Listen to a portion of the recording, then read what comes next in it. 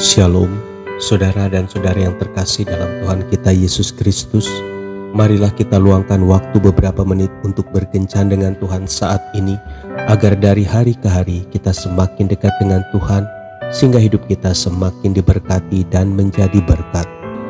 Pembacaan dari kitab Amsal bab 24 ayat 30 sampai dengan 34.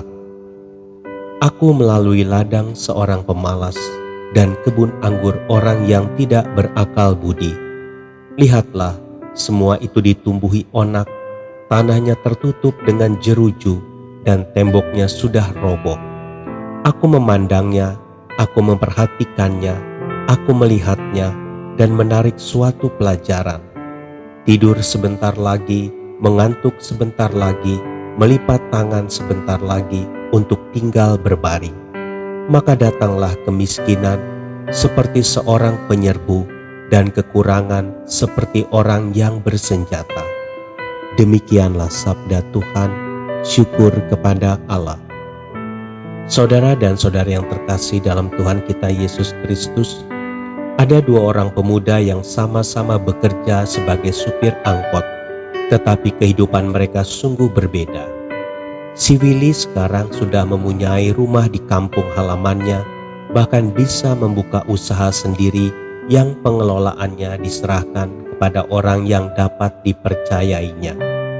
Tetapi si Jai hidupnya sengsara dan sekarang masih mengikuti orang tuanya yang sudah lanjut usia, yang tinggal di rumah kontrakan kecil. Mereka sama-sama mendapat jatah untuk menarik angkot hanya sekitar 7 jam per harinya, dan 7 jam berikutnya untuk supir yang lain. Willy menarik angkot dengan tekun serta memanfaatkan waktu 7 jam itu dengan sebaik-baiknya.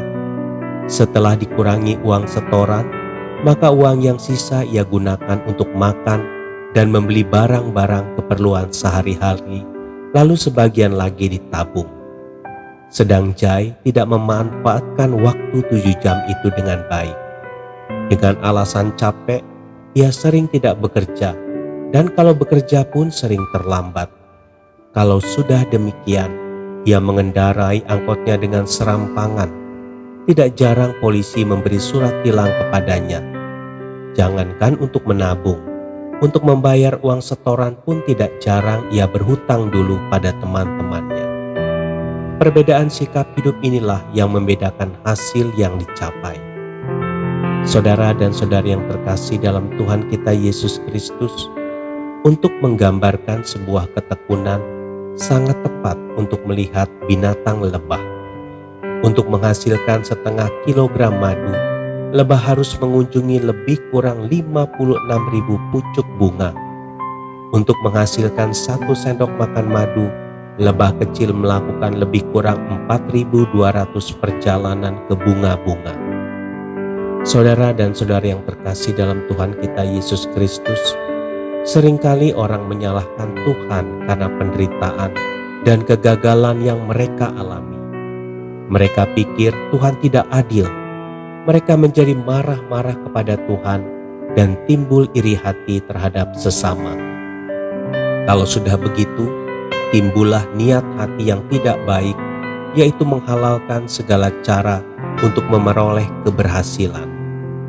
Memang ada juga penderitaan dan kegagalan yang Tuhan izinkan, tetapi orang yang sungguh-sungguh mau hidup bertekun akan melewati penderitaan dan kegagalan itu dengan baik.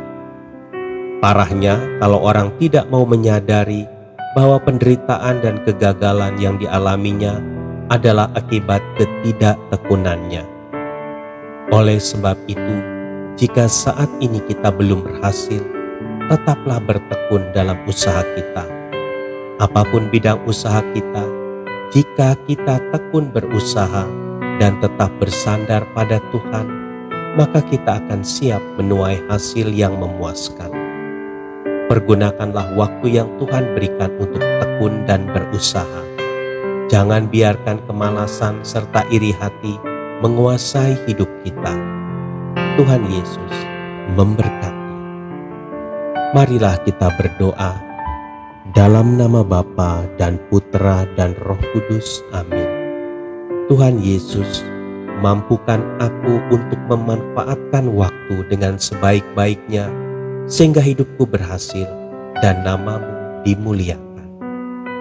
Amin. Dalam nama Bapa dan Putra dan Roh Kudus. Amin.